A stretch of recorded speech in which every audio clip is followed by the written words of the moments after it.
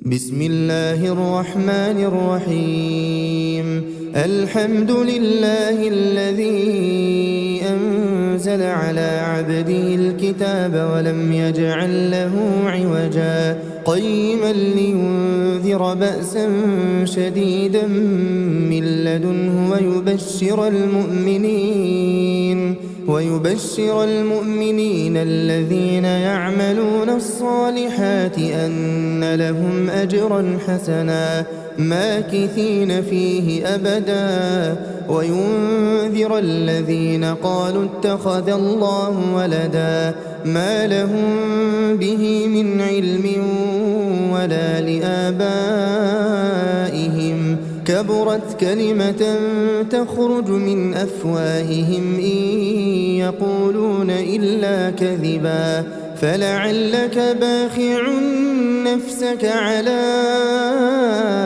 آثارهم إن لم يؤمنوا بهذا الحديث أسفا إنا جعلنا ما على الأرض زينة لها لنبلوهم أيهم أحسن عملا وإنا لجاعلون ما عليها صعيدا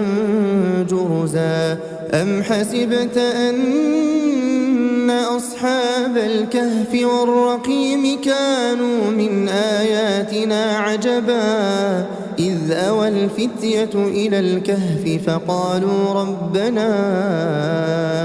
آتنا من لدنك رحمة وهيئ لنا من أمرنا رشدا فضربنا على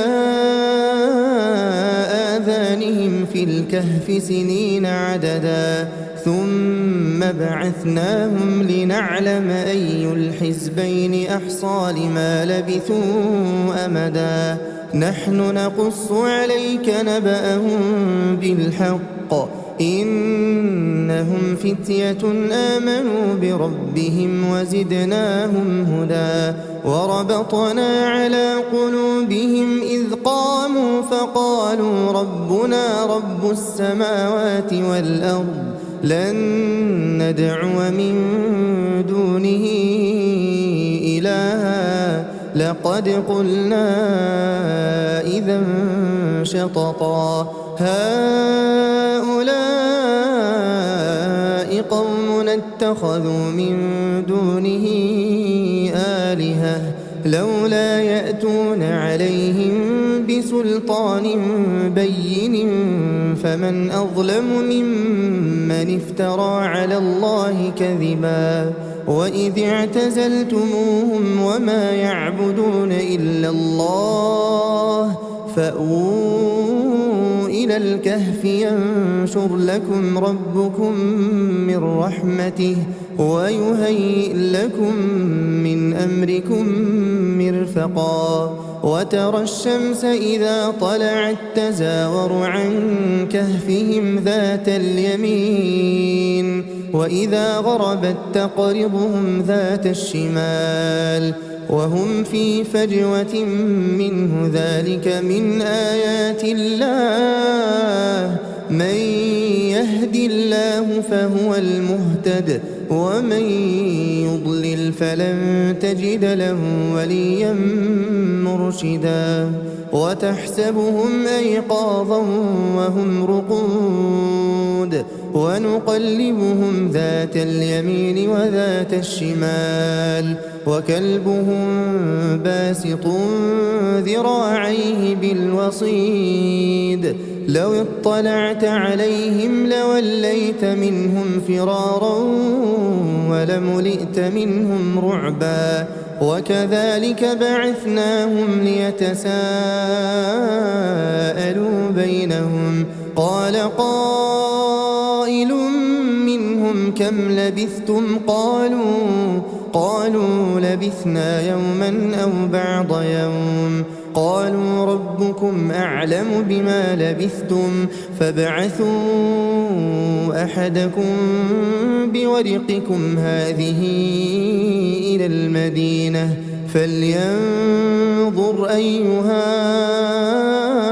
أزكى طعاما فليأتكم برزق منه وليتلطف ولا يشعرن بكم أحدا إنهم إن يظهروا عليكم يرجموكم أو يعيدوكم في ملتهم ولن تفلحوا إذا أبدا وكذلك أعثرنا عليهم ليعلموا أن وعد الله حق وأن الساعة لا ريب فيها إذ يتنازعون بينهم أمرهم فقالوا بنوا عليهم بنيانا ربهم أعلم بهم قال الذين غلبوا على أمرهم لنتخذن عليهم مسجدا سيقولون ثلاثة رابعهم كلبهم ويقولون خمسة سادسهم كلبهم رجما بالغيب ويقولون سبعة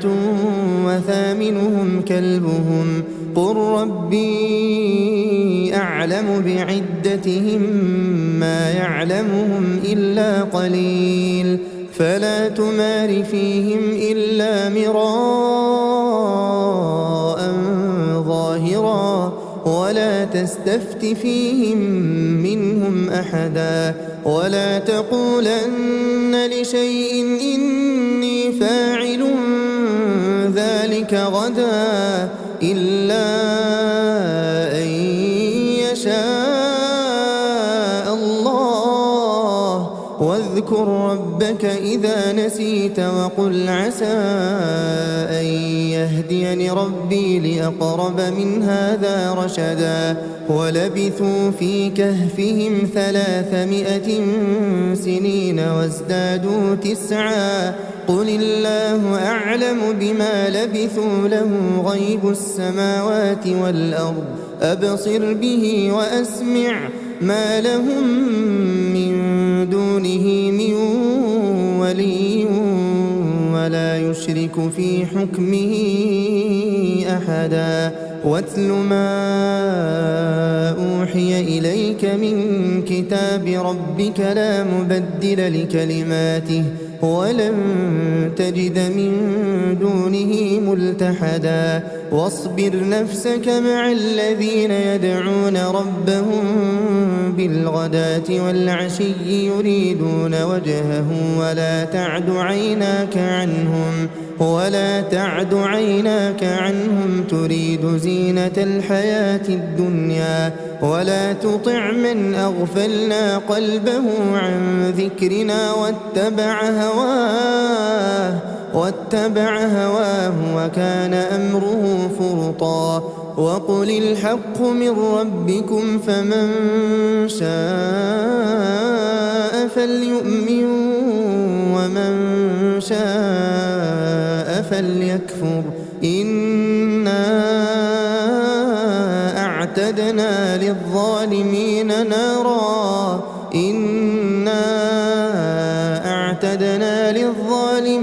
نارا أحاط بهم سرادقها وإن يستغيثوا يغاثوا بماء كالمهل يشوي الوجوه بئس الشراب وساءت مرتفقا إن الذين آمنوا وعملوا الصالحات إنا لا نضيع أجر من أحسن عملا أولئك لهم جنات عدن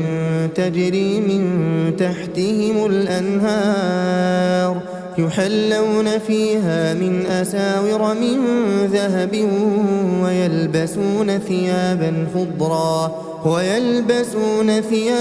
خضرا من سندس واستبرق متكئين فيها على الأرائك نعم الثواب وحسنت مرتفقا واضرب لهم مثل الرجلين جعلنا لأحدهما جنتين من أعناب وحففناهما بنخل وجعلنا بينهما زرعا كلتا الجنتين آتت أكلها ولم تظلم منه شيئا وفجرنا خلالهما نهرا وكان له ثمر فقال لصاحبه وهو يحاوره أنا أكثر منك مالا وأعز نفرا ودخل جنته وهو ظالم لنفسه قال ما أظن أن تبيد هذه أبدا وما أظن الساعة قائمة ولئن رددت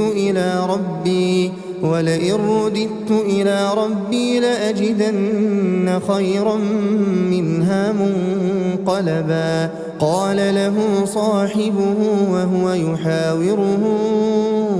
أكفرت بالذي خلقك من تراب ثم من نطفة ثم سواك رجلا لكن هو الله ربي ولا أشرك بربي أحدا ولولا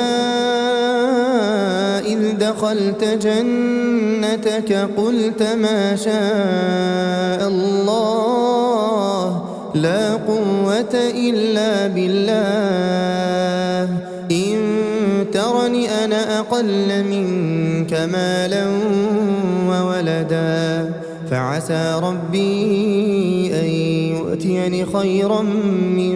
جنتك ويرسل عليها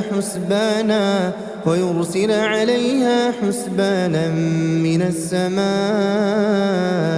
فتصبح صعيدا زلقا أو يصبح ماؤها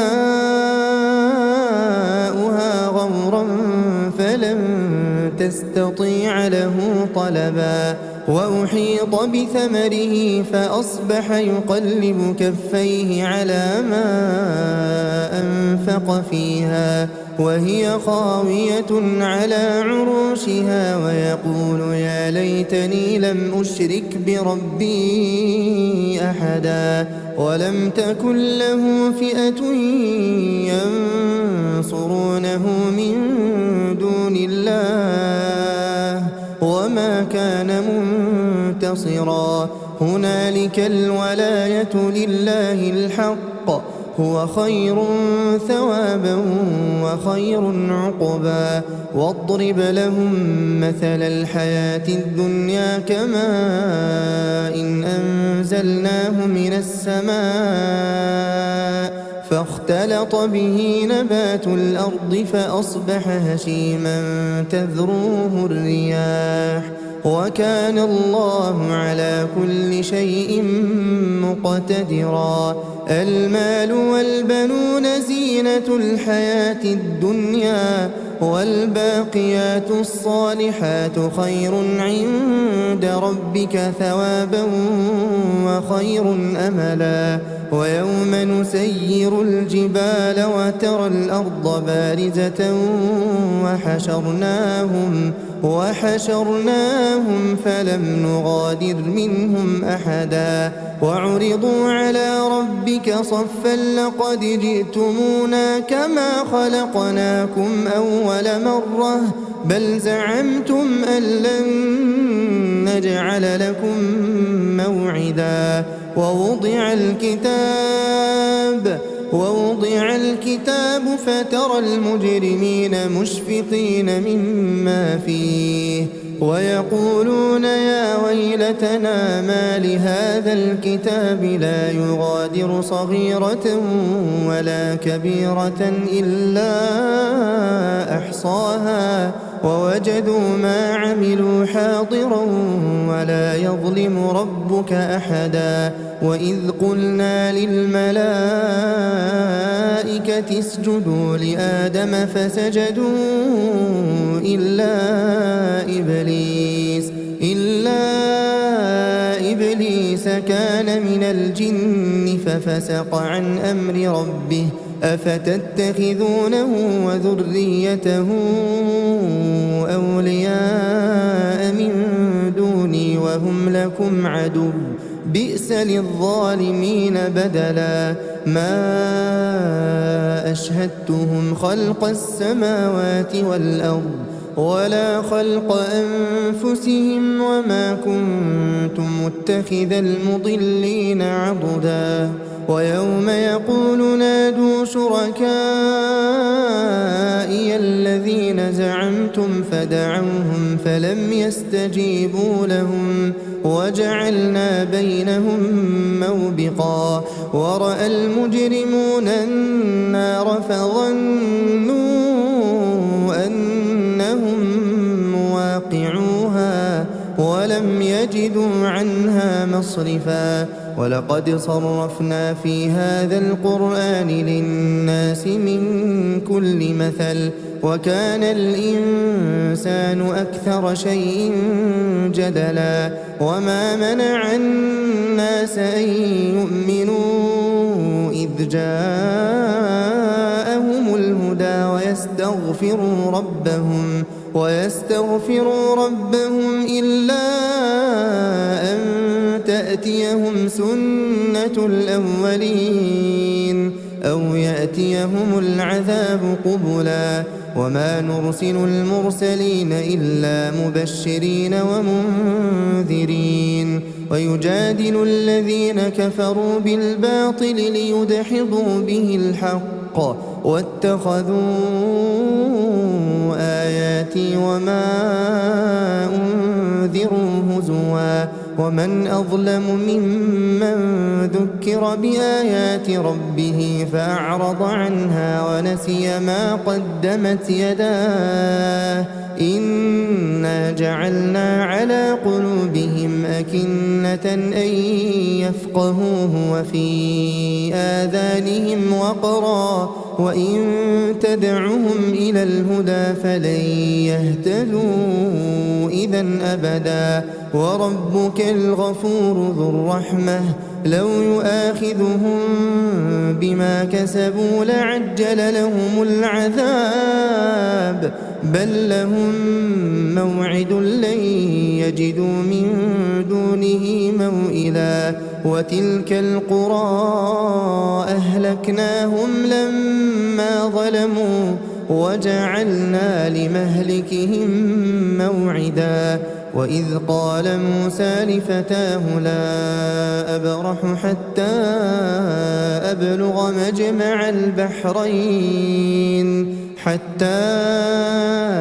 أبلغ مجمع البحرين أو أمضي حقبا فلما بلغا مجمع بينهما نسيا حوتهما فاتخذ سبيله في البحر سربا فلما جاوزا قال لفتاه آتنا غداءنا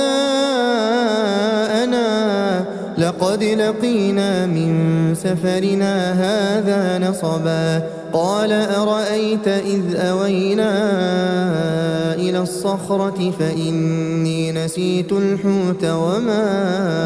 أنسانيه إلا الشيطان أن أذكره واتخذ سبيله في البحر عجبا قال ذلك ما كنا نبغي فارتدا على آثارهما قصصا فوجدا عبدا من عبادنا آتيناه رحمة من عندنا وعلمناه من لدنا علما قال له موسى هل أتبعك على أن تعلمني مما علمت رشدا قال إنك لن تستطيع معي صبرا وكيف تصبر على ما لم تحط به خبرا قال ستجدني إن شاء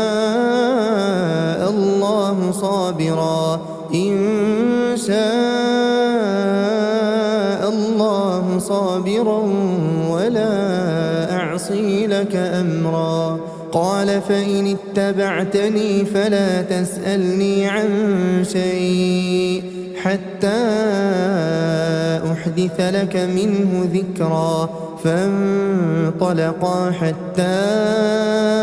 إذا ركبا في السفينة خرقها قال أخرقتها لتغرق أهلها لقد جئت شيئا إمرا. قال ألم أقل إنك لن تستطيع معي صبرا. قال لا تؤاخذني بما نسيت ولا ترهقني من أمري عسرا. فانطلقا حتى إذا لقيا غلاما فقتله. قال أقتلت نفسا زكية بغير نفس لقد جئت شيئا نكرا. قال ألم أقل لك إنك لن تستطيع معي صبرا. قال إن سألتك عن شيء بعدها فلا تصاحبني قد بلغت من لدني عذرا. فانطلقا حتى إذا أتيا أهل قرية استطعما أهلها فأبوا أن يضيفوهما فوجدا فيها جدارا يريد أن ينقض فأقامه. قال لو شئت لاتخذت عليه أجرا. قال هذا فراق بيني وبينك سأنبئك بتأويل ما لم تستطع عليه صبرا. أما السفينة فكانت لمساكين يعملون في البحر فأردت أن أعيبها وكان وراءهم ملك يأخذ كل سفينة غصبا. وأما الغلام فكان أبواه مؤمنين فخشينا أن يرهقهما طغيانا وكفرا. فأردنا أن يبدلهما ربهما خيرا منه زكاة وأقرب رحما. وأما الجدار فكان لغلامين يتيمين في المدينة وكان تحته كنز لهما وكان أبوهما صالحا. فأراد ربك أن يبلغا أشدهما ويستخرجا كنزهما رحمة من ربك وما فعلته عن أمري ذلك تأويل ما لم تسطع عليه صبرا. ويسألونك عن ذي القرنين قل سأتلو عليكم منه ذكرا. إنا مكنا له في الأرض وآتيناه من كل شيء سببا. فأتبع سببا حتى إذا بلغ مغرب الشمس وجدها تغرب في عين حمئة ووجد عندها قوما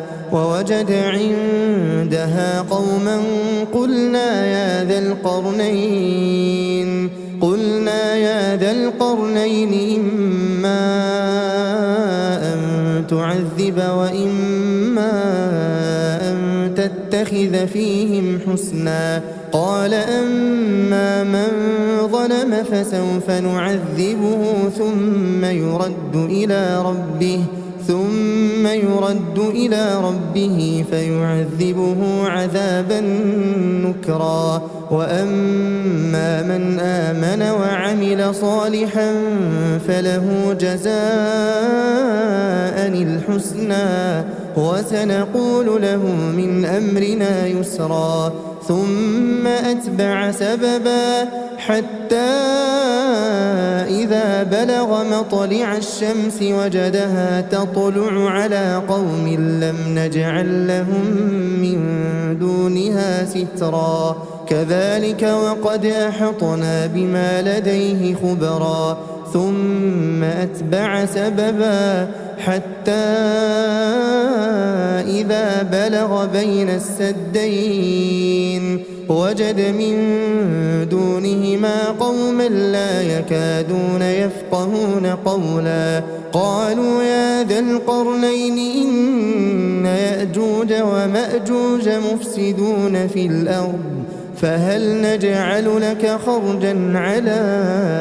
أن تجعل بيننا وبينهم سدا قال ما مكني فيه ربي خير فأعينوني بقوة أجعل بينكم وبينهم ردما آتوني زبر الحديد حتى إذا ساوى بين الصدفين قال انفخوا حتى إذا جعله نارا قال آتوني أفرغ عليه قطرا فما استطاعوا أن يظهروه وما استطاعوا له نقبا قال هذا رحمة من ربي فإذا جاء وعد ربي جعله دكاء